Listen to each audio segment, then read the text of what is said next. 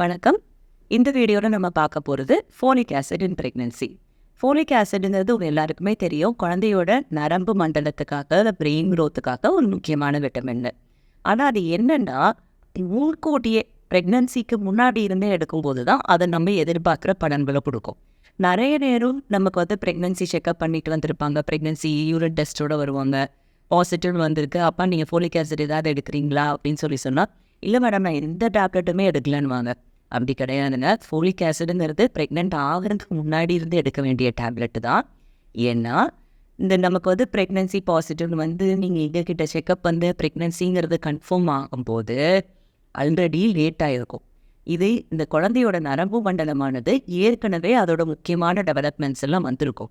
அந்த க்ரூஷியல் பீரியடை நம்ம மிஸ் பண்ணிடுறதுனால வரக்கூடிய பிரச்சனைகளை தவிர்க்கிறதுக்கு தான் ப்ரீ கன்செப்ஷன் ஃபோலிக் ஆசிட்னு சொல்கிறது. சரி, இதுக்காக நான் எதுக்காக மாத்திரை எடுத்துக்கணும்? நான் நிறைய கீரை காய்கறிகள்லாம் எடுத்துப்பேன் அப்படின்னு சொல்லலாம். எஸ், கீரை காய்கறிகள் எல்லாம் நிறைய இருக்குது, நான் இல்லைன்னு சொல்லலை. ஆனால் நம்ம அதெல்லாம் குக் பண்ணி சாப்பிடும்போது அதில் இருக்கக்கூடிய சத்துங்கள் கொஞ்சம் சிதைவு ஏற்பட்டுருது, அதாவது லாஸ் ஆயிடுது. நம்ம எதிர்பார்க்குற ஃபோலிக் ஆசிட் நமக்கு கிடைக்கிறது இல்லைங்கிறதுனால தான் முன்னாடி இருந்தே ஃபோலிக் ஆசிட் எடுத்துக்கணும் அப்படிங்கிறது.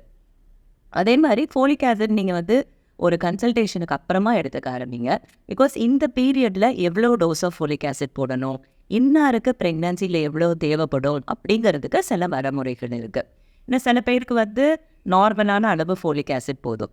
சில பேருக்கு இப்போ ப்ரெக்னன்சியில் கொஞ்சம் சுகர்ஸ் இருக்குது, ஏற்கனவே எனக்கு வலிப்பு நோய் வரும், நான் அதுக்காக மாத்திரைகள் எடுத்துகிட்ருக்கேன், வேறு ருமட்டாலஜி பிரச்சனைகள் சம்மந்தமான மாத்திரைகள் எடுத்துகிட்ருக்கேன், அனீமியா ரத்த சோகை இருக்குது, இல்லை சில பேருக்கு எவ்வளவு சாப்பிட்டாலும் நம்ம குடல்ல இருந்து அதை அப்சர்வ் பண்ணிக்கக்கூடிய தன்மை கம்மியாக இருக்கும்.